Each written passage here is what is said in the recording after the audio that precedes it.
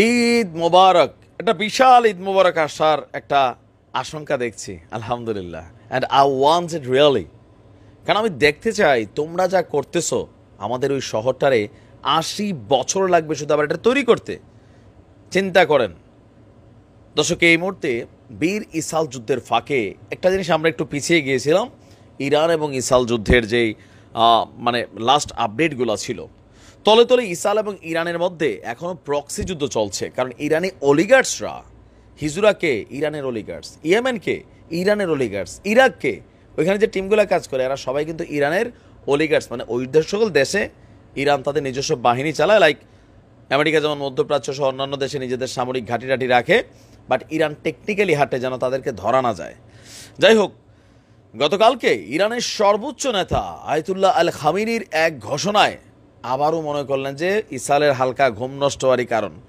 আপনার বলা হচ্ছে যে বিশ্বের উদ্যোগকে তিনি আরও বাড়িয়ে দিয়েছেন, যে দেশটির পারমাণবিক যে উচ্চাকাঙ্ক্ষা বা পারমাণবিক যে ঘোষণা, ইরান বাহিরে বলে আমরা ট্রাই করতেছি এনার্জি, কিন্তু ভেতরে ভেতরে জিনিস বানাইছে। আমার কথা না, আমেরিকার কথা, যে কি বানাইছে সেটা আমরা শিওর না, বাট বানাইছে। কারণ ইরান এমন জায়গায় আপনার এই কাজগুলো করে যেগুলোকে দেখার সুযোগ নাই। ইসরায়েলের সাথে চলমান উত্তেজনার মাঝে যদি ইরানের বিরুদ্ধে কোনো ধরনের পরবর্তী সময়ে কোনো ব্যবস্থা নেওয়া হয়, তাহলে বা কোনো রকম আক্রমণ করা হয়, ইরানের পারমাণবিক বোমা বানানো ছাড়া কোনো উপায় নেই। আর এই বোমা ইসরায়েলের বিরুদ্ধেই ব্যবহার করবে। কথাটা বুঝছেন?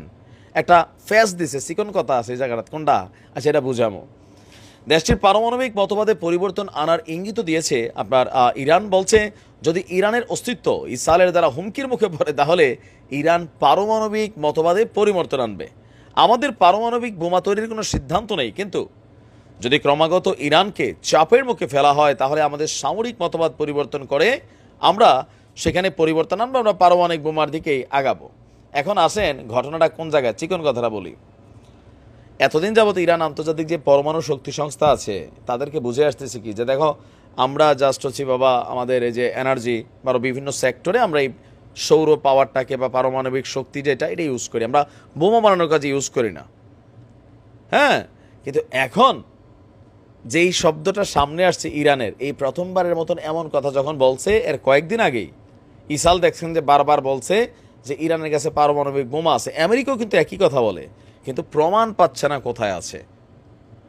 আন্তর্জাতিক পরমাণু শক্তি সংস্থা বলছিল ইরান আপনার এটা তৈরির কাছাকাছি চলে গেছে, যে পরিমাণ ইউরেনিয়াম মানে কি বলো যে সেভ করা দরকার বা পরিমাণটা দরকার, এটা থেকে কাছাকাছি আছে ইরান।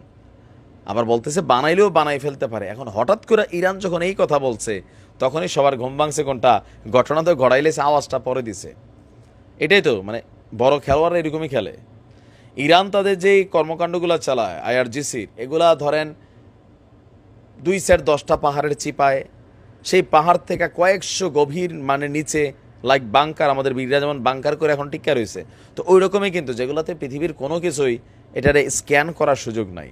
আর এগুলার কারণে পশ্চিমাদের ভয় ইরানের কাছে পারমাণবিক সক্ষমতা আছে। আর এখন যখন ইরান এই ঘোষণা দিয়েছে, ইসরায়েলের পররাষ্ট্র মন্ত্রণালয় থেকে বক্তব্য আসছে, তাদের ধারণাই সঠিক, ইরান পরমাণু বোমা আছে, তাদের এখন নিরাপত্তা দরকার, বা সামহাও ইরানকে এখন আটকানো দরকার। তার কত নিষেধাজ্ঞা দিব?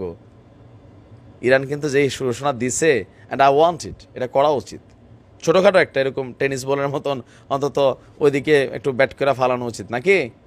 ভালো থাকুন, আসসালামু আলাইকুম।